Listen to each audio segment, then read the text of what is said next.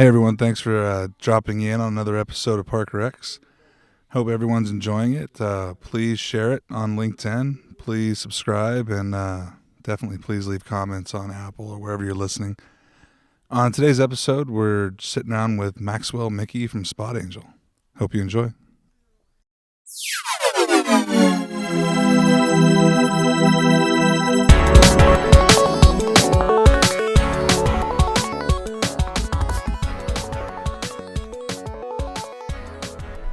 All right, I'm Lester Mascon, and this is Parker X, and today we're sitting with Maxwell Mickey from Spot Angel. How you doing? Yeah, good morning. Thanks for having me on. Excited to be here. That's cool. I'm interested in learning more about what you guys are doing, so this should be good. Yeah, absolutely. We're excited to tell some folks. Cool. Well, hey, start out. Just why don't you tell us a little bit about you and kind of your journey to joining Spot Angel and how you kind of got there. I know you were with Passport for a while. Yeah, absolutely. I was with Passport for many years. Okay. I was one of their original sales crew over there, so I know them well. And that's really where I kind of cut my teeth on the parking industry and really learned about it. That's cool. Yeah. Prior to that, I was actually working for a couple of banks, and I was on the financial side. Okay. And so I really wanted to get into a sales role. I wanted to be SaaS. And I live in Charlotte, North Carolina. Okay. And so I wanted to stay in Charlotte. My wife works for the university there, loves the city. And so I was looking through a couple different companies, and pretty much when I put in that criteria of the size and in the type of role, Passport was the only company that came up at the time in the city of Charlotte. So actually I reached out, started bugging, Bob and Christian on LinkedIn until they answered me, brought me in. They ran me through the ringer. And they said, okay, cool, we're not hiring. And I said, oh, okay, great. Thanks for pulling me in. But a couple months later, they're growing their team. So I joined them and I enjoyed my time over there very much. That's cool. So what made you moved on from there after that? Yeah, I had an opportunity to jump to a smart solar recycling company. Okay. And so they worked with municipalities as well. I was covering a similar part of the country. And for me, it was a chance to step into a leadership role and take on a little bit more responsibility. So I was really excited about that. And was doing that for really only a couple months, and it was going well, and somehow got myself connected with this Spot Angels guys, and I was working for them a little bit on some advising and part-time, and just got myself pulled back into parking. It kind of seems to have its own gravitational pull, doesn't Yeah, it? I didn't believe it when they told me when I first started, but here I am leaving the industry and coming back pretty quickly. But it seems like you guys are doing something a little bit different over at Spot Angels. So kind of talk me through what that is. I read a little bit about it, so Sure. I'm not completely ignorant about it at this point. But what's your role there now? Yeah, so I'm Spot Angel's vice president of sales and account management. Okay. Really my focus is helping us partner a little bit more directly with cities and universities. Okay. And so Spot Angels has been around for we're probably 3.5 years or so. Okay. And our platform is live in about 35 cities across the globe. Okay. Most of that's going to be in the U.S. And so in the last, really it's been a handful of months here, we've shifted to say, hey, we're going to partner directly with cities and of course universities, because it makes the platform stronger. Who were you partnering with before, or were you not? You were just... Yeah, so typically we weren't. So it was we were we were able to come into a city and look at effectively licensed imagery, kind of walk through the city, map it out, and then have users crowdsource the data. And to give a little, to jump back, explain us a little bit Sure. better. At the end of the day, we like to call ourselves the Waze of parking. Okay. Or I also like to call us a Google Parking Maps on steroids. Okay. But really what we're doing is we're providing an application and, of course, web version for a city or university to really show all of their parking information in one spot and allow somebody to make a decision off that, and also provide the city or university with that data to then manage their curb and make some decisions around it. So how are you keeping that data up to date? Is that where the users come in? Yeah, absolutely. So in our maps, we're pulling in free parking, paid parking, on street, off street.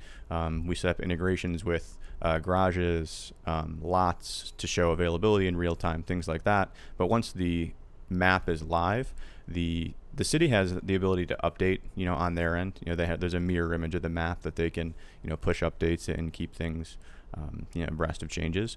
But so are you getting like live feeds from some of the facilities where Yep. you've partnered on that? Yeah, so here in LA, we actually have an integration with the IPS meters. Okay. And so they're, pinging our, map in real time, showing these spots are available, on street and open. Oh, really? Yeah. Yeah. And so is anybody else doing that on street? not that I know of. I think there's probably some folks that are doing parts of that, where maybe you can see, some of the, availability either off street or on street, but nobody's pulling that all together into one spot, which is really kind of, where we come in. Doing that in the on-street thing is really interesting. Everyone's doing it in like parking facilities and that sort of thing. But on streets, that's very specific, right? So that's an actual empty space on a block. I mean, yeah, and we actually, besides just direct integrations with some type of hardware if it's there, because we have an open API, so we're the info guys. We're trying to work with everybody to Sure. make the map stronger. But again, we're also crowdsourcing data. So we have over 1 million updates to the system per month from all of our angels or parkers. okay. And so they can come in there and they can mark a spot as accurate, or say, hey, this spot is available when I left. Or they could do things like, say they park in a 2-hour zone, they notice it's on the map, it says it's a 3-hour zone, so they can snap a picture, update it and let us know. And so it's very interesting. When I was first learning about spot angels myself, I said, why would somebody go through that hassle? I'm thinking the same thing in my head right now. That's what everybody too. thinks. It's an interesting psychology it's starting to grab hold, similar to a Waze, where people It's interesting to me on Waze how many people are like pushing stuff on there. Yeah, it's very interesting. They understand. I do not contribute at all. And neither do I. Waze. I'm a consumer. I'm a little lazy. Actually, I'm a Google review guy. That's how I contribute back. But they understand, hey, if I'm updating this system that I like to use, and it gives me reminders and lets me know that the parking zone that I'm in is turning into a rush hour lane at 5:00, and I get an update. That's helpful for me, San and I want to Francisco keep for you right there. Yeah, absolutely. It's actually it's a funny story. I've had my vehicle towed a couple times. Yeah, that's actually how we were stored. That's how we started. Really? Yeah. So our two of our founders, Hamza and Aboud, they're both they're both Moroccan gentlemen. They've been in the U.S. for many years now, and they were working and living in San Francisco, and they needed to move the car, and they were sharing the car, and at the same time, they both thought the other one had moved it. Oh. And so they go outside and see, oh, great, the car's towed. And at that time, the cost to get the car back was more expensive than the car was worth. And so they said, there's probably a better way for folks to be able to understand the rules and regulations, where to park, if I want to see free parking, if I want to say, no, I'm fine paying, I just want to be very close to where I'm going. And be able to make an educated decision about it. That's cool. Yeah. So, yeah, but how many users do you have on the system now? So, we have. It's more by city, right? So yeah, it's more by city. I think some of the good numbers to share is in San Francisco. We have close to about 3% of all daily drivers are using the application.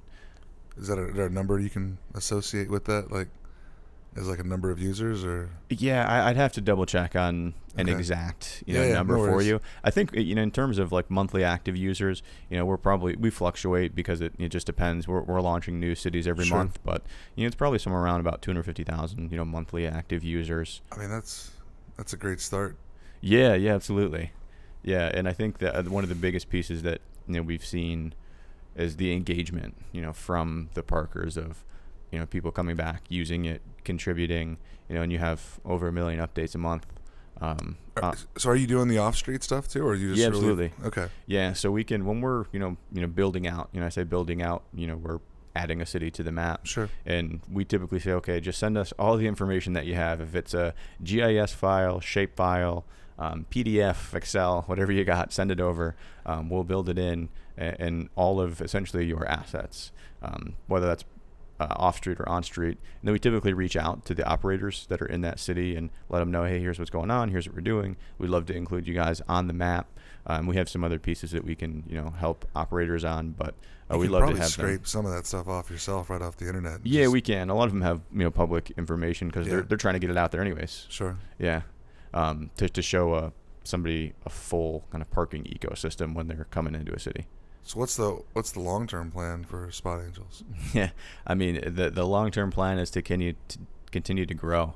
Again, we like to see ourselves growing and getting as big as ways and adding as many and in all cities as we can, because then the platform becomes really, really powerful when it's more ubiquitous across the U.S. So I'm not totally up to speed on what everybody offers, but it seems like there's a lot of people doing this already. I haven't heard of anybody doing it with this social aspect like you have in it, though. Yeah, so that sounds like the big difference to me so far from what I hear. But I mean, there's Spot Hero, there's Passport, there's all these different companies. Are you doing payment at all, or is it just no? We're not doing payment. Yeah, right now we're information focused. So I think that the biggest kind of differentiator between us and anybody else that's showing parking information is two pieces. One, of course, it's the crowdsourcing element. There's nobody in North America doing that except us, especially on the scale that we're doing. That's cool, yeah. Yeah, the second piece is we're showing all the information. So other platforms are more focused on what they're focused on, which makes sense. Sure. So you have the mobile payment, guys and gals, they're focused on showing where their mobile payments are at, so they can show a map of those things. The Spot Heroes of the world, again, great platforms. They're showing, their assets. They're showing the off-street locations. They're showing where they're live. Nobody's showing, okay, here are the permit rules in the city shown on a map. Here are, okay, that makes sense. Yeah, here is meters, garages, and we integrate with those folks. So we're actually in our map creating links to send to, a Spot Hero, Passport, Park Mobile, and those different payment vendors, so that a user can have a more seamless experience. So how are you monetizing, or how do you intend to monetize if you're not yet? Yeah, so we are. It's there's a few different things that we can do. When we're adding or building out a new city, there's a cost to build out that city, okay. and typically there is monthly subscription fee, for that city or university, and they're going to grab a couple things with that. Of course, it's the monthly just kind of hosting and fees and maintenance, but they're also getting a tool that they can use as more of a curbside management tool. Okay. For our back end, so they can, I think one of the biggest trends that we've seen, of course, is the shift towards more of the dynamic pricing and how do we price things differently, or if we're adding paid parking, where is it going? That makes sense. And one of the biggest, I think, missing holes in that is it's based off of, of course, we can grab occupancy data and information of where people are currently parking to say, okay, we can change the rates to push people around. But if I'm pulling into a city and the rate is $2 an hour on one block and it's $6 an hour on the other, if I'm parked on the $6 an hour block, I'm just going to say, great, I found a spot. I'm just going to stay here. And so it's difficult to understand, is that, a correlation, or if I would have known beforehand, if I could have driven around the corner, can the city direct me more towards what they're really trying to accomplish? So it's a piece that nobody's being able to help somebody with except us right now. Yeah, I mean, the curbside management is big, especially with all the changes and influence in that area with all the Uber and Lyft drivers and all that sort of thing happening in our areas. Yeah, absolutely. And we kind of view ourselves as a top layer of the information. So, a city can, go into our back office and they can say, okay, these meters are blocked off for, construction or whatever, exactly. Yeah. Or, there's an event, or we're changing some of these rates, or they could even say this part of the curb is blocked off for, ride share or scooters or things like that. Okay. We haven't programmed those in just because no one's asked for them yet, but the infrastructure's set up to do that. I know places like Long Beach, there's very specific places where you can, where the scooters can actually be parked. Yep. Some areas like Santa Monica seems like they're kind of everywhere, but yeah, that's how they are in Charlotte. They're just kind of askew over every sidewalk everywhere. That's funny. Yeah. I was in DC and there was very specific where Uber could pick you up. Interesting. Like it was like I had to pick a certain area of the street, and I had to go walk, and it told me to go walk to it. It's kind of like being at the airport, so they couldn't just pick you up or drop you off anywhere they wanted. Okay, actually, I think I was in Baltimore not long ago, and it was similar, where they kept going to a specific corner, and I somehow kept missing it on the map, and they were going around in a circle. I think they eventually canceled on me. It does happen after a while. Yeah. Cool. So so I feel like I understand what the product is and what it does. I mean, is there anything else in the development roadmap? I mean, what are the other products you intend to bring, or are you just going to keep working on the platform you have? Yeah, I think it's continuing to strengthen, the platform that we have, and finding more ways to be, helpful and useful. I think we'll probably dive a little bit deeper into sharing some of the data and numbers, with cities so that they can, make some more informed decisions and see, okay, here's what we have going on. And I think as we're deepening some of our integrations with other partners, and working a little bit more collaboratively, we'll see some of that too. More things will pop up that you can provide as data points. Yeah, exactly. But the customer is definitely the city or the university or the municipality that you're working with. Yeah, it is. Our goal is not to, we don't want to bombard the Parker with, a lot of ads, which we don't do in the platform currently. I have no plans to. And the platform is free for the users, so they can get, reminders and say, hey, go move your car so you don't get towed, things like that.